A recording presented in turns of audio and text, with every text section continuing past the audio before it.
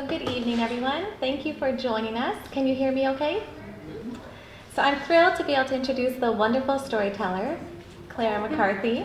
Clare is a longtime resident of Orangeville, and in fact, he taught math at the Orangeville District Secondary School for 30 years. So in addition to his love of numbers, so he's a math magician and a wordsmith, and an artist, which I find is very surprising. Here at the library, we always joke, you either love words like us here, or you love numbers, but Clare is obviously great at both.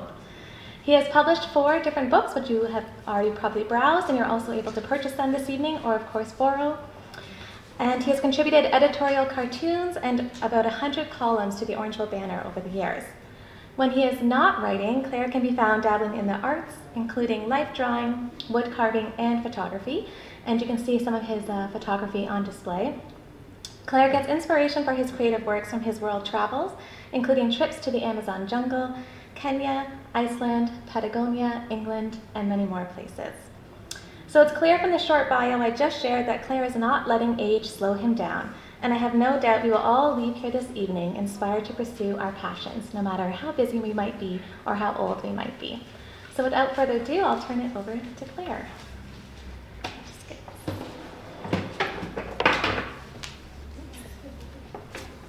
Okay, thanks for coming. That video at the beginning is not exactly the same as the one that I have on my phone, but I've been getting quite a collection of jokes and stuff about old people from a fellow that moved out to the East Coast, but he still sends them even from down there. And one of them was this Alan Jackson video. So he does send some really good stuff along with the other. Now I have a little story here that if you happen to be Irish, I would have to apologize, but you'll see why in a minute. Now I didn't make this story up, it's just one from my collection. It goes something like this. "Can I have some Irish sausage, please?" asked the Irishman, walking up to the counter. The assistant looked at him and asked, "Are you Irish? If I asked you for an Italian sausage, would you ask me if I was Italian?" demanded the Irishman indignantly. "Or if I asked for a German bratwurst, would you ask me if I was German?" Then warming to his theme, he went on, "Or if I asked for a kosher hot dog, would you ask me if I was Jewish? Or if I asked for a taco, would you ask me if I was Mexican? Would you not, huh?" The assistant said, "Well, no." Suitably encouraged by the successes of logic, the Irishman steps it up a gear. "If I asked you for frog's legs, would you ask me if I was French? What about Danish bacon? Would you ask me if I was Danish?" "Well, no, I probably wouldn't," conceded the assistant. So now bursting with righteous indignation, the Irishman says, "Well, all right then. Why did you ask me if I was Irish? Because I asked for Irish sausage." The assistant replied, "Because you're in the Home Depot." Now, stories like that, make you think that the Irish are a dumb bunch, really. But actually, there's probably a whole lot of exceptions to that. This would be an example of racism, and you could probably exchange the Irish for Newfie jokes or Italians or whatever you want. So there are lots of jokes made up of it by people like this, but they're not all that way. There are always exceptions to these, and there are people like James Joyce, Brendan Behan, that are Irish, and in the Irish potato famine, they traveled all over the world, did an awful lot of settling around. My great-grandfather on my father's side settled around Ottawa, and he was a blacksmith years ago. My father was actually born around Mattawa. And my mother's maiden name was Hurley. And her father was Big Bill Hurley. He came from Ireland. He came to the coast of the area near Sault Ste. Marie, and he settled in the bush there, and he built a log cabin in the bush all by himself, no other settlers around at all. And he cleared about 200 acres of land, made a farm, and he got land donated from the government. So he actually is an example of the Irish that did an awful lot to settle down the area. And if you look in cemeteries around, you can find an awful lot more as well. Now, I mentioned this story about the Irish as an example of racism because there's a lot of stories about old people from the internet for the most part. And the Oxford Dictionary defines discrimination due to age as what ageism actually is. When I reached the age of 80, I'm 82 right now, but when I got to be 80, I asked myself, how the hell did I ever get to be this old? You know, you don't go through life thinking I'm getting older. And believe it or not, I look at people around here and there, and I sort of think to myself, do you realize you're getting older? And I'm sure they don't think about it at all. And I came across something on the internet just recently, and it said, we're not aging, we're ripening to perfection. I think that maybe sounds like a better choice of this. I've been working on a manuscript, and I called it Growing Old Isn't for Wimps. And this title came from a friend of mine, and I don't know if there's anybody here that went to school at Orangeville High School in the 60s, is there? Do you remember a fellow named Paul Marley? He was an English, what happened was in 1965, I came from Brampton and was hired by Morris Klein to teach math. And Marge Kidd was the head of the English department, and she retired. And Paul Marley was an English exchange student who came to Orangeville to take over the job as the head of English. So Paul Marley and I have been kept in touch since then. I went to Wales with my wife a couple of years ago, and there was a mutual friend there, Glenn Jones, and Paul came to visit at that time. So we sort of touched base again, and Paul is exactly the same age as I am, so as far as I'm concerned, he's another example of one of those people that just because you get older, it doesn't mean that you have to sort of quit doing stuff. He is actually right now called the permanent deacon in the Roman Catholic Church in Blackpool, England. He served as a justice of the peace for I think 23 years. He read stories for the visually impaired. He does like to play bridge, but he does a lot of stuff, and we still keep in touch. And it was because of him that I came up with this business about growing old isn't for wimps. Now also, since Paul is a very religious sort of person, he mentioned about what the age of longevity is generally according to the Bible. And he quoted Psalms chapter 90, verse 10. And the age of expectancy is 70, and I think you've probably heard that more often than not. But it also said at the end, or 80 for those that are strong. So as far as I'm concerned, I'm taking 80 as being the way to define old. And it's simply arbitrary. But when you talk about the word age, it's a little more complicated than you might think. When I say that I'm 82, that's my chronological age, and each of you here can tell me how old you are chronologically from the calendar. But besides the chronological age, it depends what shape you're in physically. Now you might be in really good shape, or you might be in really poor shape. So besides just your chronological age, your physical age or your biological age is also important to think about. And also your psychological age. You probably know some people that act old and they aren't really, they're young. or they're young and they act old. So there's a psychological aspect to aging as well. So when you talk about an age, think about chronological, physical, and psychological, sort of to make up all the idea about age. But some people think of us as being sort of old fogies and old goats and stuff like that. But as I said before, there are exceptions to all of these. If you happen to be musically inclined, you should be aware of Gordon Lightfoot, who lives in Aurelia. At least that's where he sort of came from. I think he's got a house down in the pricey range of Toronto right now. But he's going to appear at Massey Hall again, and he's been there a number of times now. He's probably not quite as good as he used to be, but still he's trucking along on the stage playing music, and he is again the same age as I am. So there's Gordon Lightfoot is 82 years old.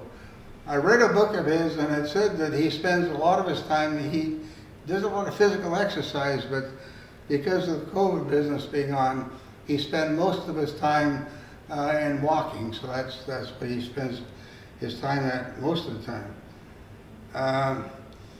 Now, I'd like to mention another exception to the rule, and the exception to the rule is my brother Jerry. Now, Jerry happens to be 92 years old. I'm the youngest one in the family, and he's the oldest. He lives in Dunnville. Now, Jerry, he was a machinist by trade. He worked for Lundy's Fence, and he was in charge of manufacturing parts for machines and so on that broke down, and he would sometimes even build them. But besides being a machinist, he was also a fire chief in Dunnville for 17 years. And my other brother died back in September on the 15th, and I went down and picked Jerry up, and we spent a day together, and this is more time I was spent with him than has been the case for a long time in the past.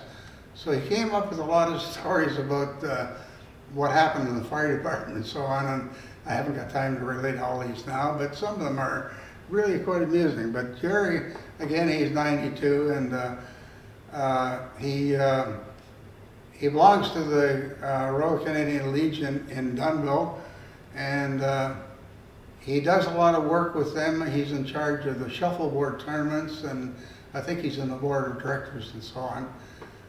He's been playing golf for 20 years, and he's a life membership in the golf course right now. He just got a cat the other day, and the cat is to keep him a bit of company. And he was telling me that a long time ago when he worked, he had a cat. The cat's name was Smokey. And whenever Jerry came home from work, the cat would always meet him at the door. He's just like a dog. But the cat wouldn't have anything to do with Jerry's wife. It was always just wanted to be in good terms with Jerry himself. So his son took him down to Welland to get a cat, and so that's what he enjoys. And he has a couple of lady friends, and I don't mean from the romance stage, but they drop in, keep him company, and bring him meals, and he goes to their place and so on. But the main thing is, I think that Jerry is keeping active with a social life, and he certainly spends a little time at the bar in the Legion Hall, bending his elbow, but I guess that probably helps him out a whole lot. Now, because of the fact that, as I mentioned, there are a lot of the jokes about us old folks, I'd like to mention a few that I gleaned off the internet. The first one is, there are 3 signs of aging. The first is memory loss, and I forget the other 2.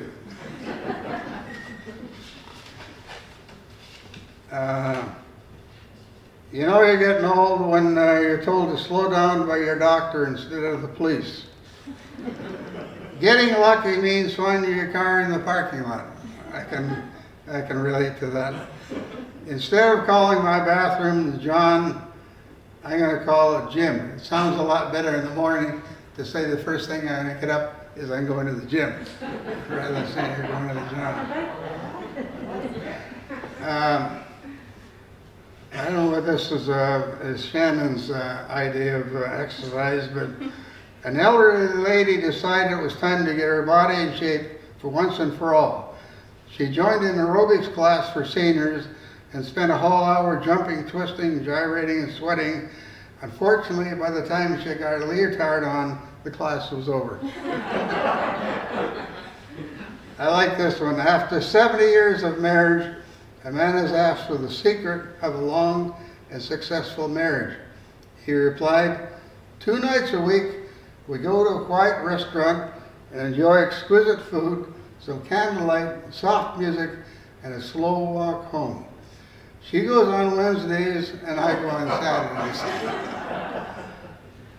On agreeing to talk tonight, I had to decide what I would talk about. You know, when you got 82 years under your belt, it's you know, whether I should talk about going to the Amazon jungle in a motorized canoe, or Kenya safari, going to Iceland, or hanging out in Patagonia, or going to Newfoundland. I particularly enjoy Newfoundland. I've been there 8 times driving down. I just enjoy the Newfoundland people and the outfit there. I could carry on yapping about publishing editorial cartoons or columns for the Orangeville Banner. I write with Head Rod West Radio Guild, and one thing I particularly enjoy is storytelling with the folks at Dufferin Oaks. And because of COVID now, it's all sort of closed down. They don't have as many people in the day program, but it's nice to go up there and to wander around amongst those people. I don't use a microphone or anything else, just to have a cup of coffee and chat with them and try to get them to tell some of their own stories. Some of their own stories, maybe the way they went to school and that sort of thing. Now, the one book that's available here is called The Ramblings of a Curious Man, which is supposed to be a story about my life, basically. And I included the words rambling and curious for a good reason. The idea of rambling can be like what I'm doing here right now, talking away, or rambling could be actually traveling around the world. I feel that I'm lucky that I went when I did go. I went at the age of 40, and I did most of the stuff then after I had a bicycle accident and got all smacked up. But I was fortunate that I went and traveled when I did.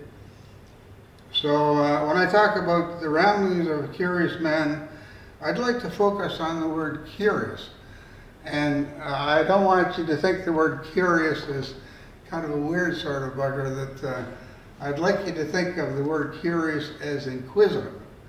So I'd like to think of myself as being an inquisitive person who likes to travel or ramble and whatnot. And so what I'm going to do is, if I decide what to talk about, I'd like to talk a little bit about the idea of curiosity. Now, in my family, I was born in Northern Ontario.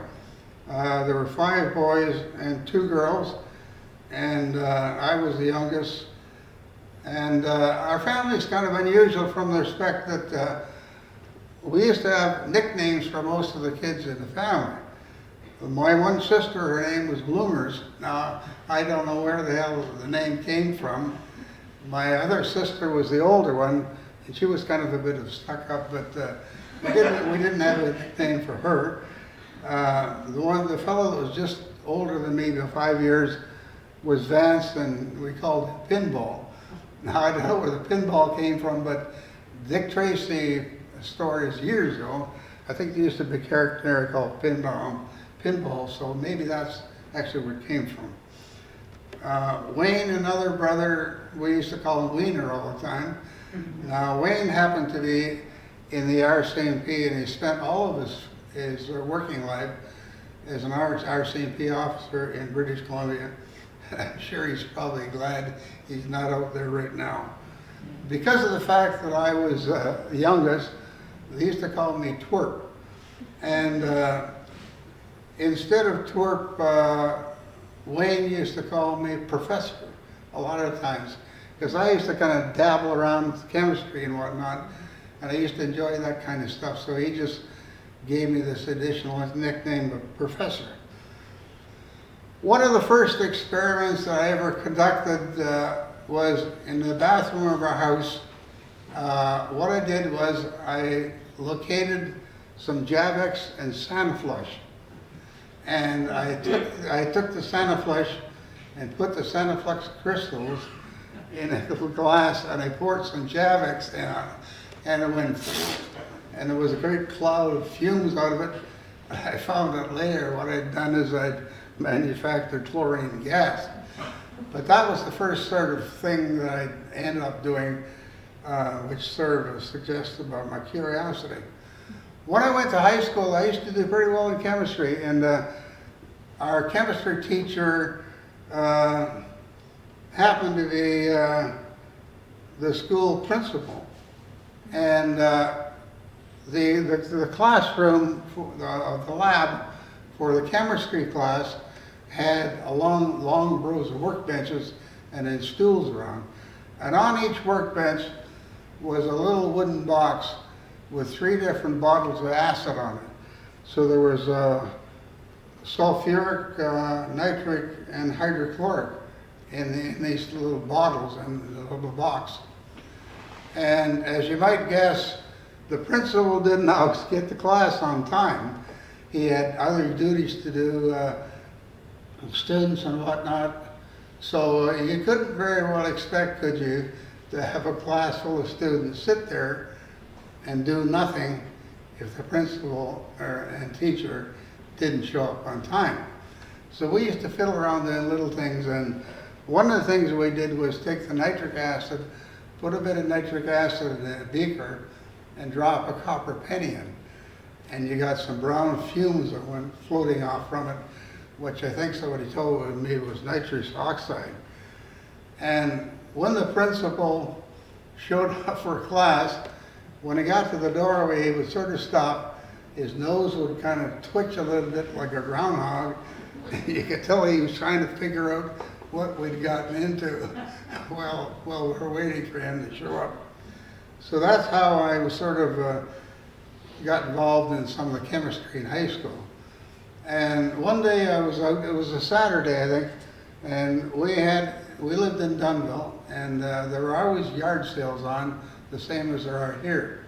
I wandered around the yard sale and I saw a book, and the book was a book of formulas.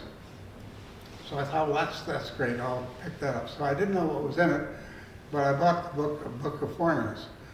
And one of the first formulas that I found in the book was a formula for gunpowder, black gunpowder.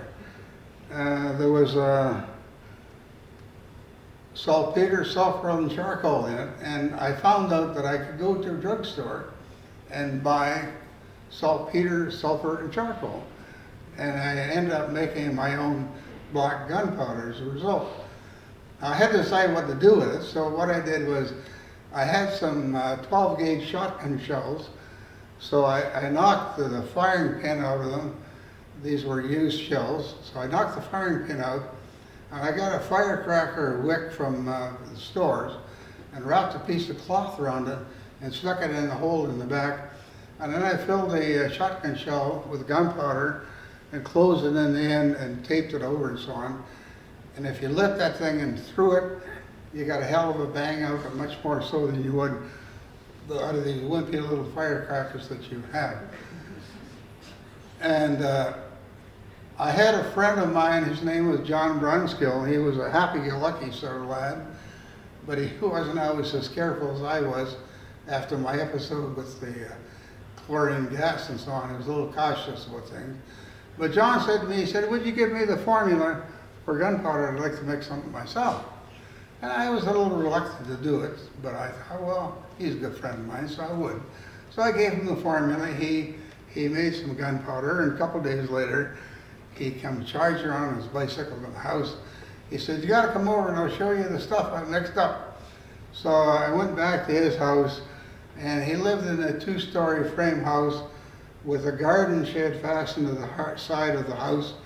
It had a concrete floor in it, but there was a workbench in it. And so John said, well, come on in this garden shed and I'll show you the gunpowder that I mixed up. So he had a round apple juice can, and he had about half full of this gunpowder he mixed. And it was sitting on the workbench. And he wanted to show me how this stuff works. So what he did was he took the lid and put it on the workbench, and he took a bit of this gunpowder and put it on the lid. And then he lit the gunpowder in the lid. Now it doesn't explode when you do that, but what it does is it showers sparks up and smoke comes off it. But in the process, some of the sparks went down into the can that was about half full of the gunpowder that he mixed. Now the gunpowder in the can started to ignite. The can turned cherry red, and I was getting a little panicky about what to do. I didn't want him to get the workbench on fire, so I took another juice can and I shoved it down on top of the other one, which wasn't the wisest thing to do, because I sort of trapped everything in there, and the ingredients have its own oxygen. So I thought it would kind of snuff it out, but it didn't work very well. And by then the can was still going cherry red. So what I did was I took a stick and I flicked it, so I knocked the red hot can off the desk onto the cement floor. And as soon as it hit this floor, everything had just clumped all together and just went whoomp. And the whole room filled full of smoke. Smoke was rolling out the door. And so we thought we better bail out of the garden shed. So in the process, John had a container of sulfur, and the yellow sulfur, powdered sulfur.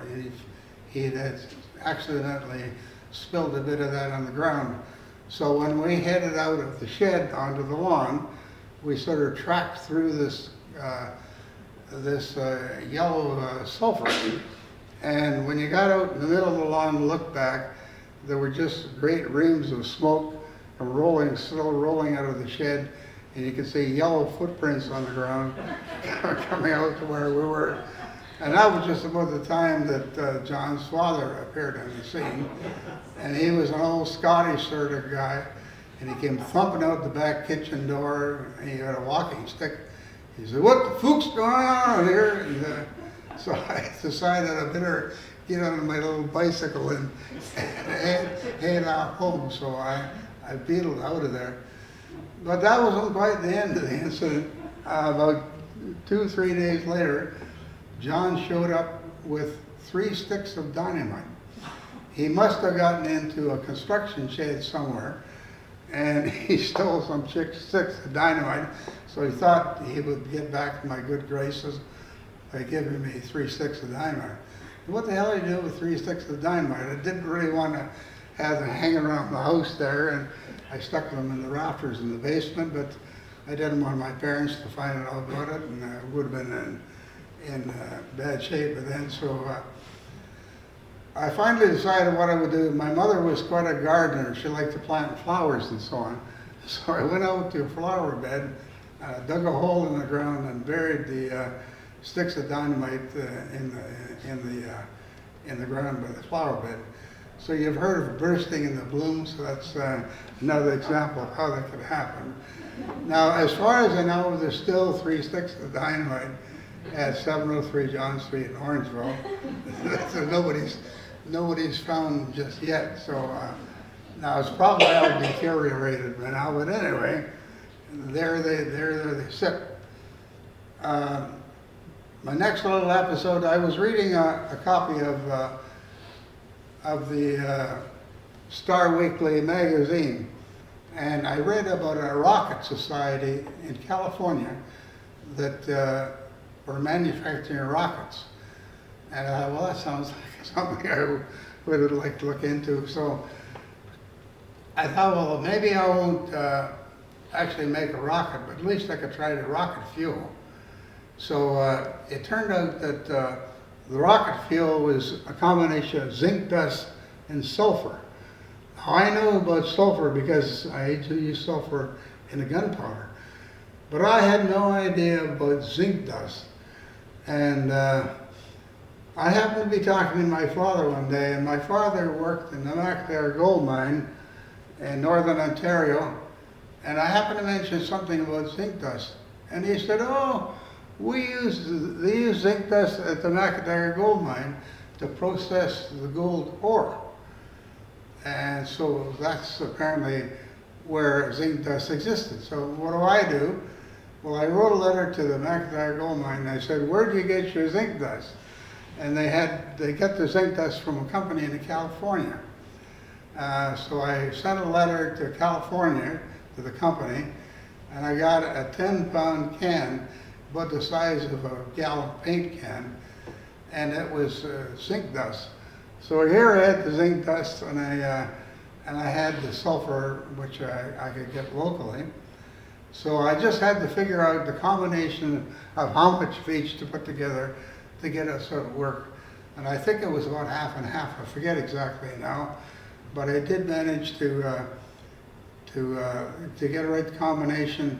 And if you put the two together, it exploded just the same as the gunpowder did, except it had a lot more white powder white smoke to it than the gunpowder had. But I had to decide if I wasn't going to build a rocket, what was I going to do? So I decided I would build a bazooka. And so what I did was I got a cast iron fence post, and I took a piece of wood, and I jammed it in the end of the cast iron post, put some holes in the side and screwed it in. So one end was basically sealed off. And so that was going to be my bazooka. Now if you have a bazooka, you have to have something to fire out of it. And my mother had a wringer washing machine. And they have rubber ringers on the washing machine. And the ringer would just fit pretty well inside that tube. I think I put a little bit of tape around to make it a little better fit. So what I used to do is I would take this cast iron pipe with a sealed end on it, and I would take one of these shotgun shells and fill it full of the rocket fuel, and I would light it and drop it in there, and then put the ringer washing thing in, and put it up my shoulder, and it would whoop, and it fired that thing off about 100 feet across in a sand pit that was down around Dunville. So that was kind of the end of my life as far as the excitement goes. Claire, I'll just let you know that it's 7:35. Okay, I'm gonna wind things down a little bit. There's a lot more stuff I can say, but after I got finished with my bazooka and so on, I was finishing high school at that point, so I headed off to University in Kingston, and that basically was the end of my time in Dunville, and that was the end of my experiments and so on. I brought this along with me because I was going to talk about something called Vanishing Sounds. And I actually spent, I don't know, 3 or 4 years, my last years of high school, working for a dairy. And the dairy was called Jerseydale Dairy, and it was a small dairy that was operated by a farmer originally that lived outside of Dunville. And Russell Daly had the championship jersey of Canada back in the 1930s, and he sold it to a fellow in Quebec that had a lot of cash, and from that sale of the jersey was called Sadie Hillcrest. So from Sadie's sale, Russell set up this little farm dairy. So he made a little milk house and got all the other things that he had to do. And he used to have 2 vehicles. He had a Dodge truck, or at least a Chev truck, and a little panel one as well. But I would work with him delivering milk, and what I was going to talk about was my brother Eldon, who worked for a dairy in Dunville, but back in the 1950s, there wasn't much traffic around. If you went out in the morning, you would hear clip, clop, clip, clop, clip, clop, and you know what it probably was, I hope. Horses delivering milk with a horse and wagon. And so the Dunville Dairy used to deliver milk that way. And you know, they talk about automation and all that sort of stuff now. Well, that horse was a pretty good example of automation. The milkman would drive along, stop, and the horse would stop, and the milkman would get out, head to the customers, and the milk was, he would have a basket, something like this one. And as you can probably remember, the milk used to be in quart jars like that, so he would go in and you'd probably find one of these bottles with a note stuck in the top that would tell you how much milk they wanted, and then the money would be down inside. So then he would do a couple more customers and then head back, and by then the horse had gone down a couple houses and stopped, so the milkman would get back in the wagon again and to drop the empty bottles off and fill up his basket again and head back out, and he'd head down, back out, the horse would go down, and the horse would always stop and start. It would know where to stop and know where to start, and it always had the same route every day. Now it happened that the milkman in Dunville was the fire chief at the time. His name was Malcolm Bowden. And Eldon, my brother, would help Malcolm out delivering your milk. So if there happened to be a fire call, Malcolm would rush home, get his car, drive to the location, and leave Eldon in charge. Now Eldon thought he was in charge, but he wasn't really in charge. The horse was in charge. So Eldon just had to go along with where the horse stopped and started and so on. There could be problems though if you're a milkman. It happened that Malcolm Bowden, around the Christmas season, you know, that's the season to be jolly and all that, some of the customers that he had used to have a bit of a drink for him, and it wasn't milk, just to cheer him along his way. So by the time he went through the whole route and all the customers they had and the Christmas cheer he had, by the time the end of the day was finished, Malcolm was out flat on the floor of the wagon, and the horse went back to the barn and deposited him there. So I would like to think of that as being one of the vanishing sounds. And the other thing is, too, that I think there's some point in it. These bottles are all reusable. They sterilize them at the end and refill them and so on. And if you think about all the garbage now that's being produced by cartons and what have you with milk and so on. Yeah? Claire, remind me how they used to put a top on the milk bottles. I can barely remember. The top was a little round cardboard thing that just had in the lip on the top. Oh, okay. And the neat thing was that if you whipped that out and during the winter when it was freezing, you know, the cream would settle to the top, but the milk inside would freeze and the stuff would go up. You get a little bit of milk standing up there, and the cap would be in the top, almost like a little soldier. I don't know, maybe there's other reasons, you know, but look at how much less garbage and stuff would be around if they stuck to something like this. I know that in Wales, they still deliver milk in bottles. They're skinny little bottles and whatnot. But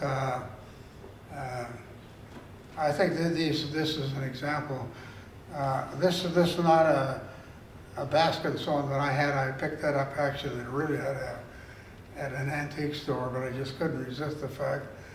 But I used to use one of these when I worked with Russell Daly. Is it my imagination, or does Sheldon Creek Dairy not bottle their milk in glass bottles? I'm not sure if they do. I think it would be great if they did. Yeah, I think they do. I think you can get it at Fresco. I don't know about the other grocery stores. No, it'd be nice if they actually did that. Just Yeah. the majority, right? And I know there's a new store down the road. I think it's called Eco Refillery. Oh, And you yeah. can get soaps and all different things and bring your own bottles to stop using the plastic. Yeah. And it just isn't mainstream, that's all. Not yet, no. No.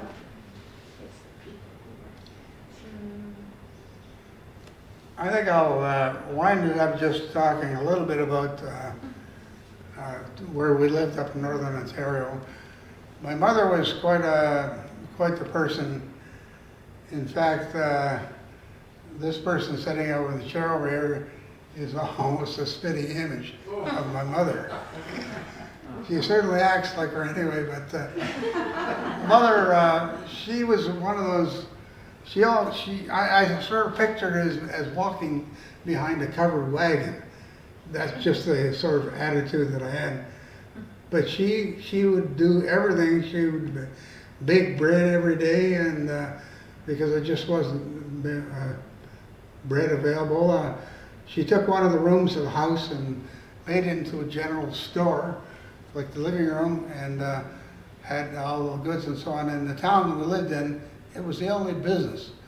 So besides raising 7 kids, she looked after the general store as well. And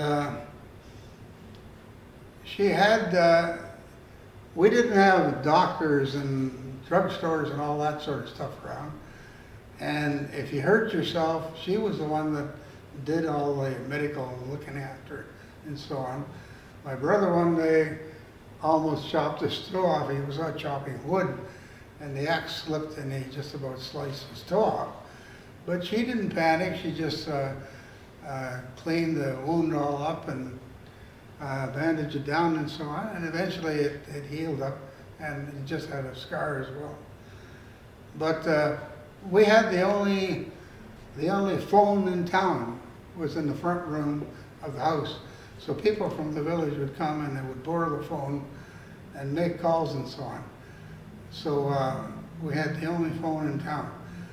And you know, you talk about nowadays they have cell phones and all sorts of things for communication and so on. That house that we lived in Gould Center where I lived, the kids slept upstairs in the attic, and Mother would make breakfast ready, usually oatmeal and so on. And when she was ready to call them for breakfast, she didn't have a cell phone. Well, what she had was a broom. And she used to take the broom and boom, boom on the ceiling, and that would notify them that breakfast was ready. You know, they better get down. So you don't necessarily need all these wonderful devices that they have nowadays. Somebody with a bit of imagination can come up with something really good.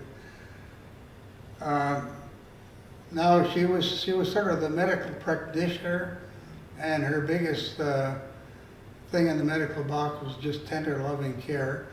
But she also had a concoction that she used to feed us, the whole family, each year in the winter. And it was a combination of brown sugar and turpentine. And we would get a dose of that each year during the winter. And I'm beginning to wonder, you know, with what's going on with COVID and so on, maybe her brown sugar and turpentine might be a good answer to fight against COVID. You never know. We moved down southern Ontario in 1948 into a place called Dunville, which is on the Grand River, near Lake Erie. And the reason that we moved down there was because of my mother's idea that she thought that living in northern Ontario, up near Timpins and Schumacher, that there wouldn't be many opportunities for jobs for the kids. So she thought it would be better off down in southern Ontario. So Father never drove. He worked in the McIntyre gold mine, and it was about a mile and a half from Gould Center to Schumacher to the mines. And you know, he would walk there in the morning in the winter, colder than the hubs, you know what, and it could be dark out and windy and blowing and everything. And he didn't complain. That you talk about commuting, and that's one way that he would do it. In the warmer weather, he'd probably use a bicycle. But when we moved down to southern Ontario, what he did, since he didn't drive, he got a truck rented, and then they packed all of the family belongings on this truck. And I can imagine it probably looked something like the Beverly Hillbillies. And it is loaded to such a degree that when they went over the railroad tracks, the front end would pop off the ground like this.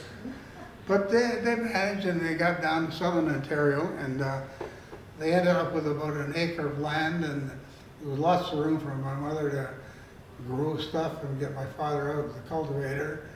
And she even raised chickens and stuff, even though it was inside the town of Dunville down there. So I think what I'm going to do is I'm just going to wind things down and suggest that if you'd like to come up and have a look at any of this stuff,